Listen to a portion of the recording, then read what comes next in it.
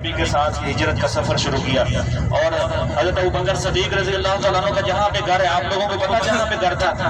یہ حرم سے جب آپ نکلتے ہیں 85 نمبر گیٹ کے بالکل سامنے شرکا مکہ ہوٹل ہے، اور ایک تو گلی والا ٹاور ہے، اس کے ساتھ والا جو ہوٹل ہے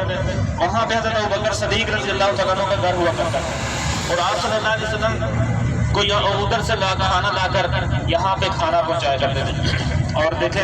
کتنی محنت والا کام ہے، کتنے مشقت والا کام ہے۔ اور جب دوسرا دن ہوا، کھانا دے کر واپس لوٹ رہے تھے، راستے میں ابو جہل بے ایمان ملتا ہے اور کہتا ہے بتا اسما تیرا بابا اور محمد کہاں چھپے ہیں؟ سچوں کی بیٹی تھی، جھوٹ نہیں بول سکتے تھے۔ حضرت اسما بنت ابی بکر کہتی ہے مجھے پتا پر میں بتاؤں کہ نہیں، اس ظالم نے تماچا مارا، ویسے انگلیوں پہ نشان چھپ جاتے ہیں۔ اور اگلے دن کھانا دے کر آپ صلی اللہ علیہ وسلم کی خدمت میں پیش ہوتے ہیں، اور اللہ کے نبی نے کہا تھا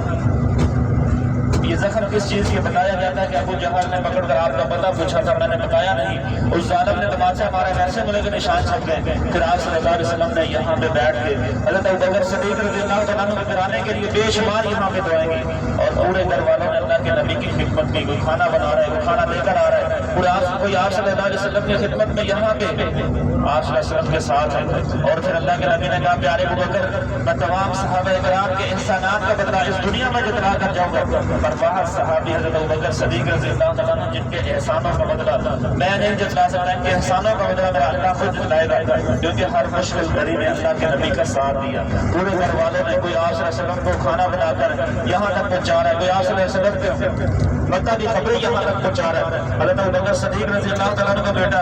بکریاں چرانے کے بہانے یہاں پہ آیا کرتا تھا، اور آپ صلی اللہ علیہ وسلم کے ساتھ یہاں پہ مکہ کی پوری خبریں جو ہے آپ صلی اللہ علیہ وسلم کو پہنچایا کرتے تھے۔ اور یہاں پہ جب ہجرت کرنے لگے حضرت ابوبکر صدیق رضی اللہ تعالیٰ عنہ کے غلام نے 2 اونٹنیوں کا 2 سواریوں کا انتظام کیا، اور آپ صلی اللہ علیہ وسلم پھر یہاں سے مدینہ کی طرف ہجرت کرتے ہیں۔ تو یہ لوگ جب آپ صلی اللہ علیہ وسلم کو یہاں تک ڈھونڈنے تک پہنچتے ہیں اور مایوس ہو کر نامراد ہو کر یہاں سے واپس لوٹتے ہیں، اور واپس مکہ میں جا کر یہ اعلان کرتے ہیں کوئی ابوبکر کو اور محمد کو ڈھونڈ کر لائے گا، ہم اس کو 100 اونٹ کا انعام دیں گے۔ یہ اونٹوں کی لالچ میں، انعام کی لالچ میں آپ صلی اللہ علیہ وسلم کا پیچھا کرتے ہیں، اور اللہ پاک نے آپ صلی اللہ علیہ وسلم کا حفاظت کا ذمہ خود دیا، اور آپ صلی اللہ علیہ وسلم یہاں سے پھر صحیح طریقے سے سلامت یہاں سے مدینہ کی طرف ہجرت کرتے ہیں۔ تو جہاں پہ آج مسجد قباء ہے وہاں پہ آپ صلی اللہ علیہ وسلم جا کر اسلام کی پہلی مسجد کی بنیاد رکھتے ہیں، اور پھر وہاں سے مدینہ کی طرف جانے لگتے تو مدینہ والوں نے بڑا پرجوش استقبال کیا، اور آپ صلی اللہ علیہ وسلم کو اپنے گھر مہمان ٹھہرنے کی ہر ایک یہی خواہش تھی کہ اللہ کے نبی ہمارے مہمان رہیں، اللہ کے نبی ہمارے گھر مہمان رہیں۔ اور اللہ کے نبی نے کہا میری اونٹنی کی مہار جو ہے وہ چھوڑ دی جائے، جس گھر کے سامنے میری اونٹنی بیٹھے گی میں اس گھر والوں کا مہمان بنوں گا۔ حضرت ایوب انصاری رضی اللہ تعالیٰ عنہ تیری قسمت کا کیا کہنے، اللہ کے نبی مہمان بنے یہاں سے مدینہ کی طرف گئے، تو مدینہ کے اندر جا کر حضرت ایوب انصاری رضی اللہ تعالیٰ عنہ کے مہمان بنے، اپنے گھر جاتے ہیں، اپنی بیوی سے مشورہ کرتے ہیں، کہتے ہیں آج اللہ کے نبی اگر امیروں کے گھر رکے تو ہماری باری نہیں آئے گی، اگر غریبوں کی باری آئی تو ہم سے زیادہ اس مدینہ المنورہ کے اندر کوئی غریب نہیں ہے۔ حضرت ایوب انصاری رضی اللہ تعالیٰ عنہ بتاتے ہیں ہمارے گھر کی حالت ایسی تھی، کوئی چھت کے اوپر چلتا تو نیچے مٹی گرتی، اور آپ صلی اللہ علیہ وسلم کی اونٹنی چلتی جا رہی ہے، سب گھروں کو کراس کرتے ہوئے چلتی جا رہی ہے، اور جب حضرت ایوب انصاری رضی اللہ تعالیٰ عنہ گھر آتا ہے وہاں پہ اونٹنی بیٹھ جاتی ہے، اور اللہ کے نبی حضرت ایوب انصاری رضی اللہ تعالیٰ عنہ کے مہمان بنتے ہیں، اور وہاں پہ ان کے گھر جا کر مہمان بنتے ہیں۔